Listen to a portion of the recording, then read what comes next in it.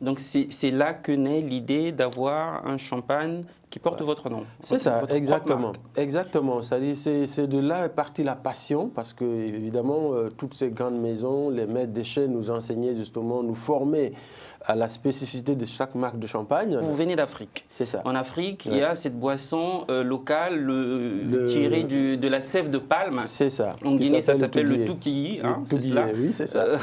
J'ai une prononciation assez approximative. Au Congo-Brazza, c'est le nsamba. Le samba, Au Bénin, c'est le haton. C'est ça. Est-ce que ce n'était pas plus judicieux pour vous et plus bénéfique pour l'Afrique de valoriser justement ce vin de palme et de l'exporter plutôt que de créer un champagne avec un nom africain? Quel intérêt d'avoir un champagne avec un nom africain?